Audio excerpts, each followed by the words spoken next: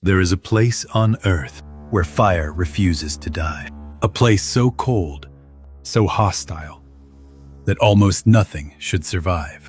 And yet, at the top of a frozen continent, something continues to burn endlessly.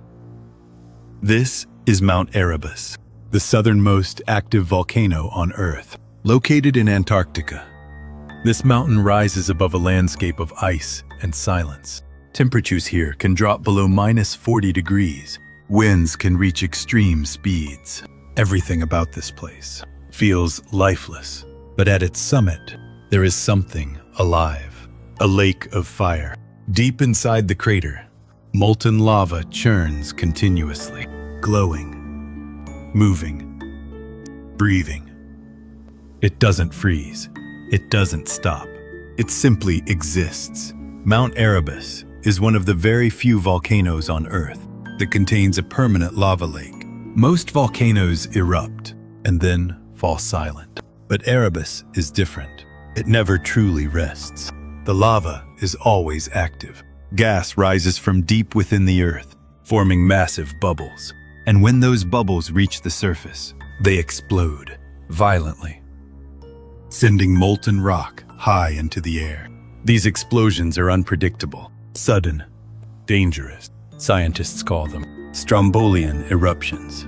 Short bursts of energy that can happen at any moment. Standing near the crater is not just dangerous, it's a constant risk. But scientists still go.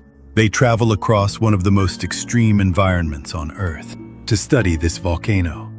Why? Because Mount Erebus holds secrets.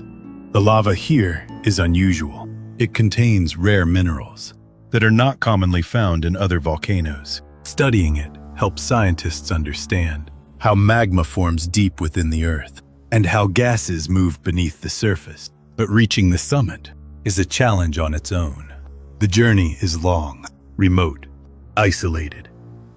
There are no roads, no easy paths, only ice, snow, and wind. Researchers must rely on helicopters, specialized equipment, and careful planning.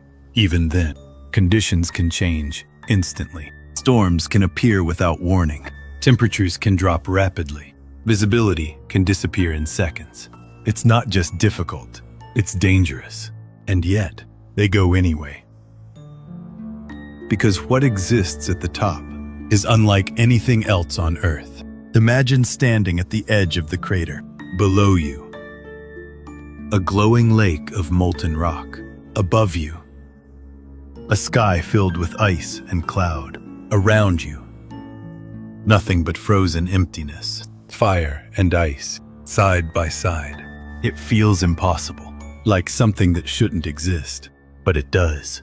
And that contrast is what makes Mount Erebus so unique. Two extremes existing in the same place. Heat and cold, movement and stillness, life and silence. But there's something even more fascinating. Mount Erebus is constantly releasing gas. Plumes of steam and volcanic gases rise from the crater and drift into the Antarctic sky. These gases contain tiny crystals, and in the extreme cold, they freeze almost instantly, forming rare structures known as ice towers. Tall, fragile formations that grow around vents in the volcano. Some of them can reach several meters in height. Inside these ice towers, the environment is completely different, warmer, protected, and surprisingly, they may contain microbial life, organisms that survive in one of the harshest environments on Earth. Life inside a volcano in Antarctica. It challenges everything we think we know about survival. Because if life can exist here, in freezing temperatures, near active lava, inside toxic gases, then where else could it exist? Other planets? Other moons? Places we once believed were completely uninhabitable. Mount Erebus is not just a volcano. It's a window, a place where we can study extreme conditions and push the limits of what we understand. that even with all this knowledge, there is something about this place that feels unsettling, because it doesn't just look strange. It feels wrong.